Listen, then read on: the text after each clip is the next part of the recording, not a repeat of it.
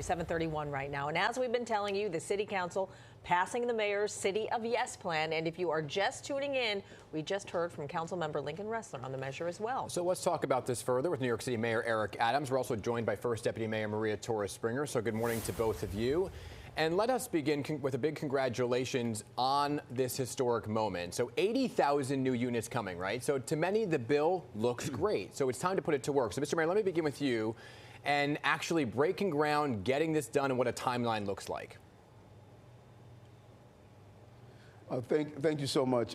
And no one could do that better than Deputy Mayor Maria Torres-Springer. She knows the complete timeline, what's the next steps on how to move forward. She has lived and breathed this bill for quite some time. So, Dean, why don't you tell us the timeline? Of course. Well, we're so happy that we passed this historic set of reforms yesterday, 80,000 units over the course of the next 15 years. And we're not going to waste any time, let me tell you that. The mayor was serious when he charged us with not just thinking big, but acting boldly.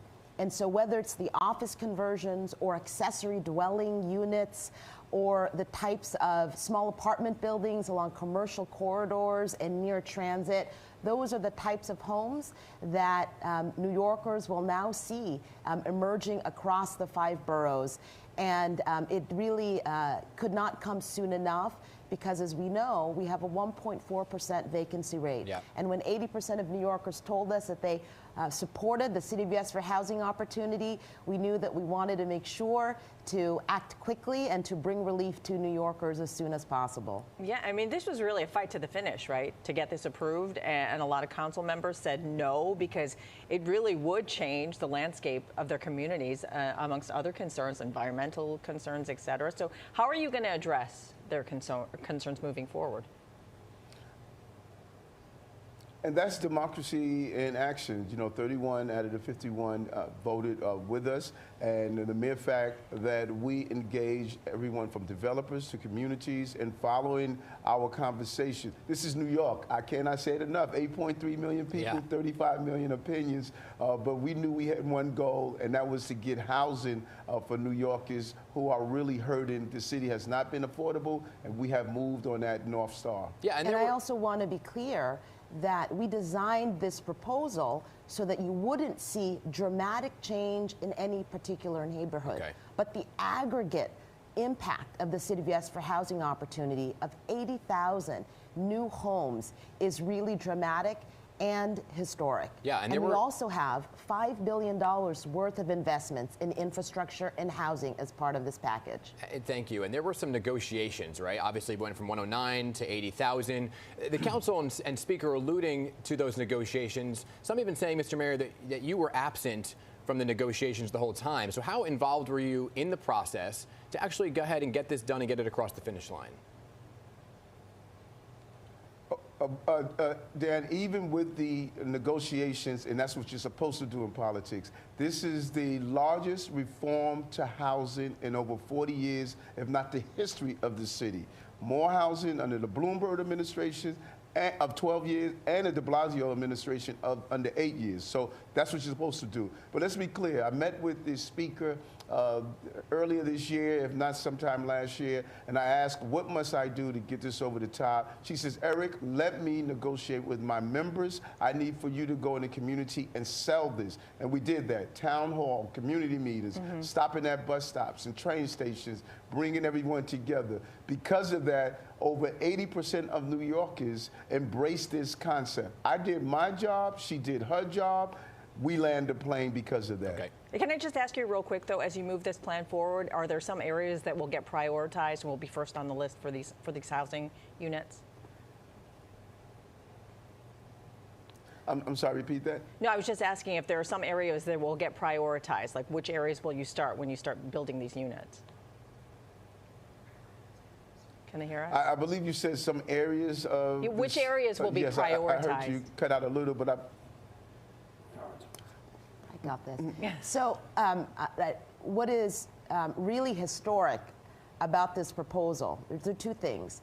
One is that while there were negotiations, which is typical, every major component of City of Yes for housing opportunity was preserved through the negotiations. But But second, and specifically to your question, it's still at its core, every neighborhood will partake in building new homes. Got it. And so no one area is prioritized because every neighborhood in the city has to contribute to addressing our housing crisis. I appreciate that. This was on the City of Yes. I want to, while we have you, Mr. Mayor, zeroing on a few other topics that we are following very closely in the news and the headlines right now. And of course, obviously that involves the search for the gunman who killed the CEO of the United Healthcare. The question here is, do you believe that he is still in fact in New York City? I don't want to do anything that's going to impact the investigation. Our team is looking at all the leads that we see, and I cannot say enough about the New York City Police Department and the surrounding law enforcement entities. This was a fully masked person that we had to unmask and use good old-fashioned police work. We are on the right road to apprehend him and bring him to justice. Okay, now we're going to switch gears again and talk to you about the migrant crisis. President-elect Trump's incoming border czar, Tom Homan, was on News Nation Tuesday talking specifically about New York City. Let's hear what he had to say and then talk to you about that on the other side. I'll meet with Eric Adams. I've yet to talk to him. I actually plan on calling him tonight, but I'll probably call him right after the show. But he's reached out to me a couple times. I've been on travel, but I plan on calling him either tonight or first thing in the morning. I certainly will meet with him. I'm looking for partnerships. I'm not looking for enemies, and I think we both have the same concern on the rising illegal alien crime rate in New York City. I want to help him address that. So have you spoken with Mr. Homan? Yes, we have communicated, and I'm looking forward next week to sit down and hear his plans of something I've been talking about for over a year now.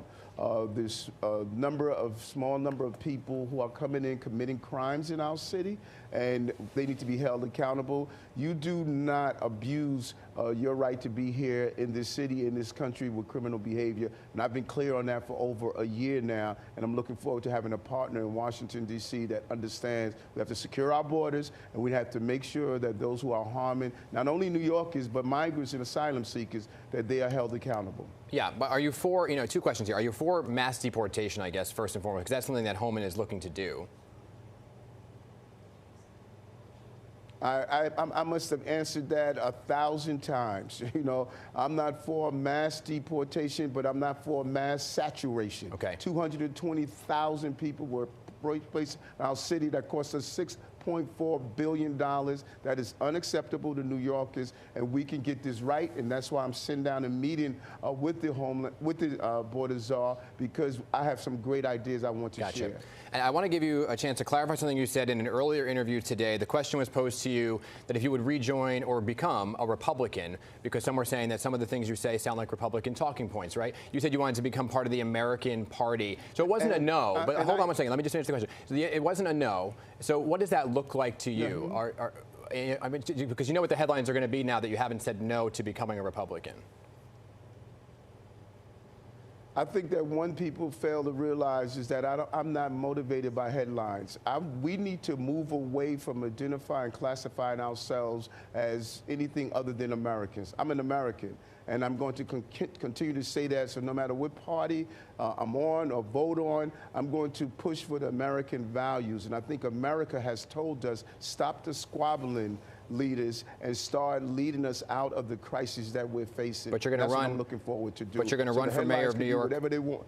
Headlines could be whatever they. You're going to run for mayor of New York as a Democrat. Headlines could be whatever they want. As I said to you.